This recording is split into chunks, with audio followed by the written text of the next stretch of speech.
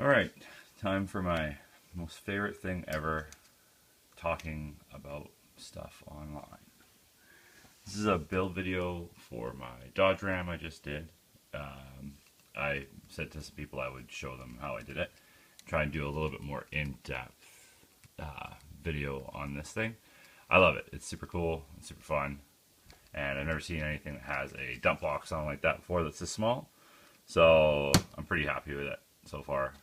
I wanted something smaller for my track that's behind me. So my testing area all there. Yeah. So I don't know what to say, where to start here. Well, let's take this thing apart. I don't know if you can see or not, but in the front here, right in there, it's really hard to see. There's the screw. I put a screw in there, kind of hide, to mount the cab to the frame of this thing. Try and keep it sort of easy and inconspicuous. And I used it's an M3 screw I put in there, and I used a little rail things that, or whatever they are, the little extensions that come off the RC 4-wheel drive Trail Finder 2.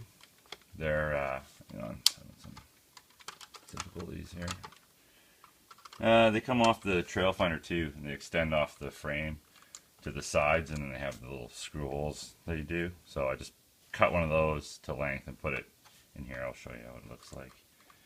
I need something to hold the cab onto the frame because it was sliding all over the place and getting caught on the wheels, because the servo on this thing, when you turn it on, it wanted to kick the one way, so I had to just dial it in on this tactic controller that I'm using. That's from my old SCX-10 II. I think I bought the Blazer for a little while and then I got rid of it, but I kept the ESC, which is another build I think, and then I kept this controller because it's got a auxiliary channel on it right there, so I can use that for the dump box. So I'll just open this thing up so you can see what it's like underneath. So you got a battery that's just sitting in the back seat, and I made this little piece to go across just to kind of help rest it on this, because I had to cut a whole bunch of stuff out of here to make everything fit. So that's set aside. Here, I'll just unplug that. There we go. So this is what I got going on here.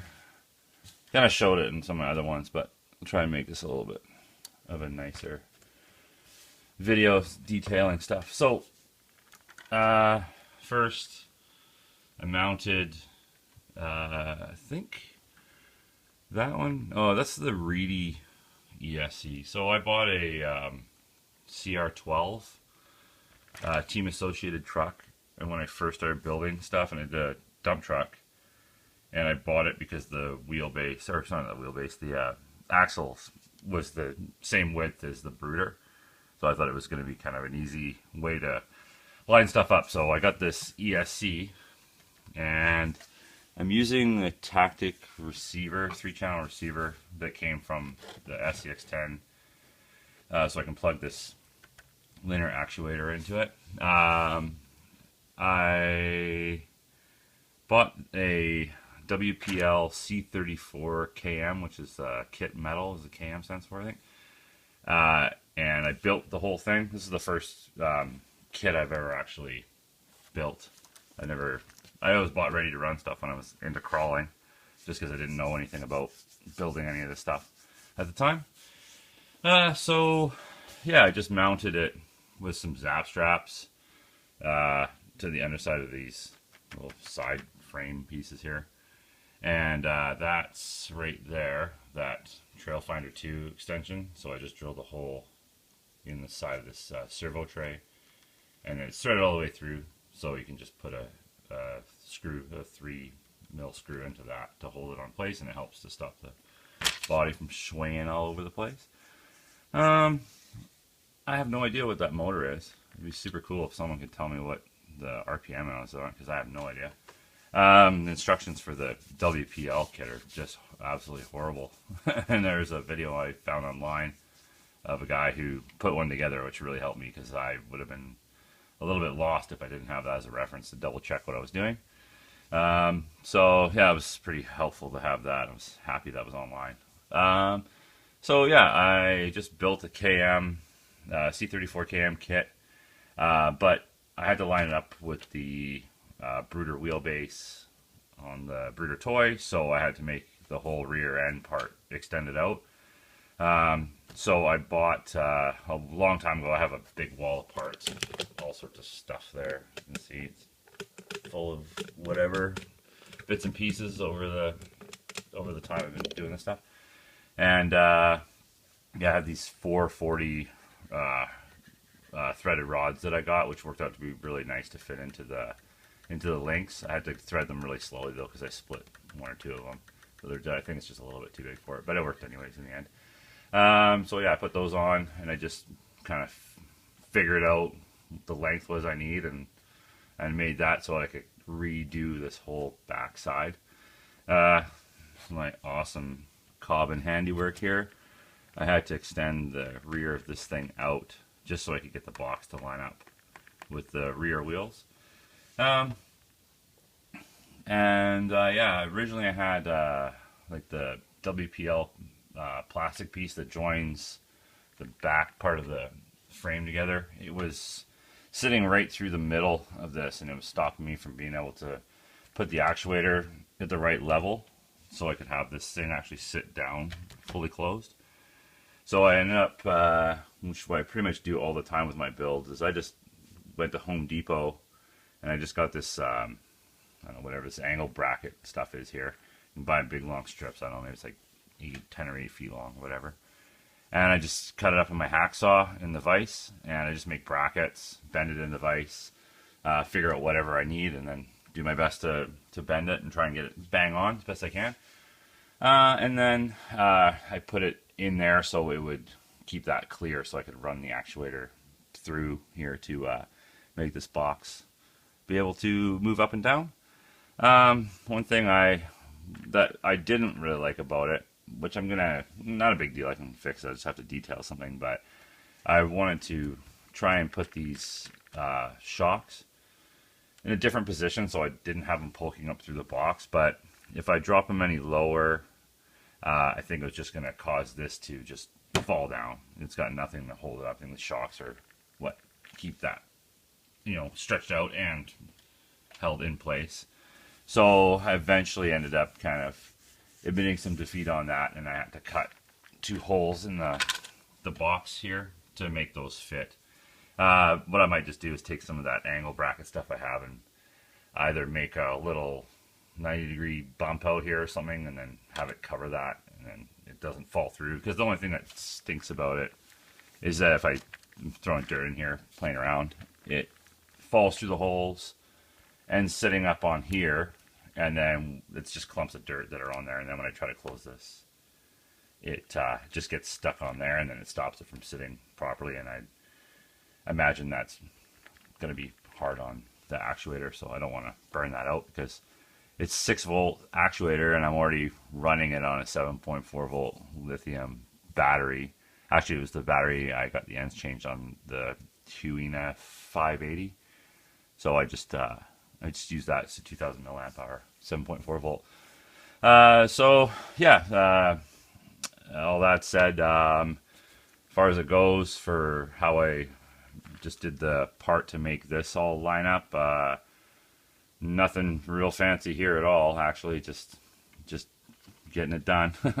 I just took actuator, has an opening on the end here, and I just took like one of these long threaded pins, and I threaded it through, and I just actually ended up using one of the old junky plastic RC four-wheel drive shafts, and it happened to work out that I had some various sizes of metal brake line tubing, and I was able to fit that little star pattern shaft into the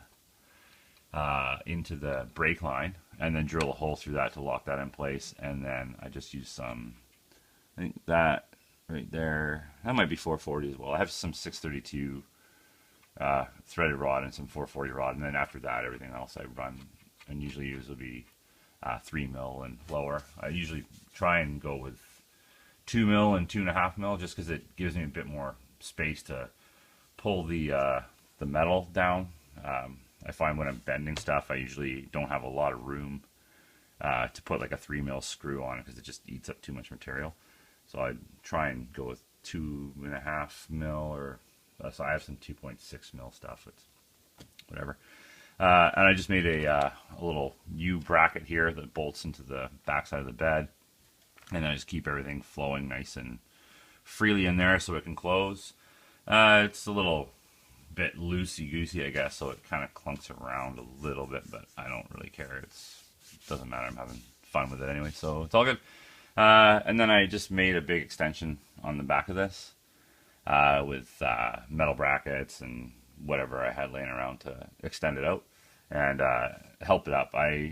Originally when I did it, I just was putting it together and trying it out, and I found that when I was closing the box and dumping the box, I just had 2 strips of metal butted up to the sides, and it was like totally not finished at all, but it would just cause the box with weight of dirt in it to sort of sag down, and it would drop that lower end down, so it wasn't lining up nicely and everything. So I had to keep the 2 pieces I made initially to come off, and then I ran a piece of metal.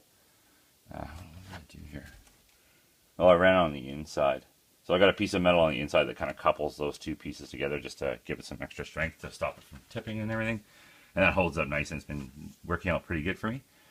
Yeah, so I'll just show you, I guess, with everything off, the actuator moving around. It's an L12 30 mil stroke actuator.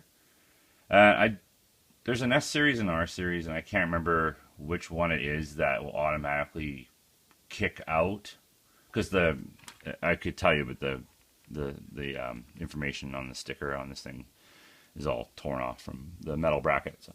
But this one here, when you turn it on, it just kicks out into the on position, which was actually kind of nice in my dump truck, because my battery was all in there, so I had access to turn everything on. It would open up for me. It'd be nice to get everything. This one here would be nice if it didn't do that, but it doesn't matter. I don't really care. It's pretty rad. I'm happy with it. It's all good. So yeah, let's turn this thing on.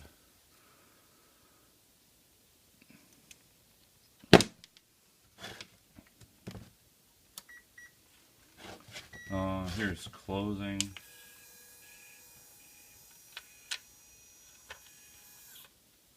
It's kind of nice. It sucks it in a little bit nice and tight. And then I made these little brackets here just to give the back of this cab something to kind of butt up against.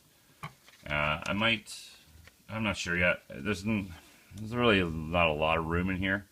I was going to put 2 more of those trail finder extension things on here and on here, and then just try and put it onto those little tabs sticking down there. Try and thread through there just to kind of help it in, but I took it for a little rip around, and it seemed to be holding up pretty good. So I don't know, if I do that, it'll be one of the things on the list for the future, but for right now, it's totally fine. Yeah, I had to make an extension on the drive shaft for the rear, so that's a little bit of not the prettiest thing you've ever seen, but it works. So that I just took the WPL drive shafts that it comes with, and then I used again just either an axial plastic shaft or RC4 wheel drive one, I can't remember, and I just drilled 2 holes through each one. I ended up having to sleeve it with I think that was a brake line I used on that side that worked out to be pretty good to take up the distance on the ID of this thing here. And then in here it's a little bit sloppy. It's working, so it's fine, but that one in there I had a bit of play in that, and actually ended up using like a tester's model paintbrush. I cut the end of it off, and the thickness of it was just like enough to put in there to kind of take out some of the extra play, 'cause it was pretty oblong in there, whatever. So that worked out to be pretty good. And yeah, so that kind of helps that all stay nice and tight together. What else is there on this thing here? Let's see here. I think I almost got everything. Oh, the tires, actually. The tires are okay. I think they're actually a little bit too big for this. But they're good. They have lots of grip and stuff on them. But I haven't super glued them to the rims yet, so they're still a little bit floppy. Someone put a picture of these tires against the WPL, I think it's like the C14 or 24 or whatever, and it looked like in the photo they were actually a little bit smaller. The WPL 34 km, they say it's a 1/16 scale, but it's pretty big for 1/16. I don't think it's 1/16 scale. But if it is a bit bigger, then hopefully the tires are a bit smaller. The only reason I say it is I think it would look just a little bit more scale if it was just a tiny bit smaller. And also to help, it wasn't doing too bad, but I had to Dremel these down on the side just for the turning, because it was catching on there and then causing this to flip up at the time. But I think if some just slightly smaller tires on that would just take that away from there a little bit and be less likely to pull on it. But actually, even saying that, when I threaded this piece on and put the cap on, I was just turning it around on there and it wasn't catching. So we'll see. Actually, if anybody's got any ideas of what I could use for smaller tires that has like the same style of locking on the back of these rims, like totally let me know. That'd be awesome. I'd like to try and see what else is out there. It'd be cool too if I could get some different style little scale model rims on it. I think they're okay, but it's always nice to have some nice looking variety of whatever you want to put on there.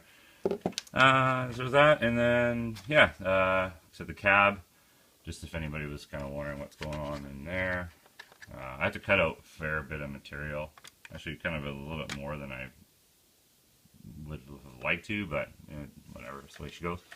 So yeah, I put that bar across there, and then I put these on here just to kind of help lift it up a little bit more, I think it was. And yeah, that's pretty much that. I was able to keep the brooder dude in there, so he's sitting in there. The back's where the battery sits, so I wouldn't have anybody sitting back there, but I'm pretty sure I could probably put another person in there if I really wanted to, but yeah, whatever. And then see here, I'll just shut it down because I got the trailer as well. See there, I shut the controller off and then it kicks that thing open. So, but I got this trailer as well the other day it came in. I think it's pretty cool. It's actually, that was always funny because I was saying, I want a smaller truck on my track, and because the dump truck was too big, and then I bought this trailer, which is, I think it's even longer than the dump truck is, but oh, whatever, it's good times.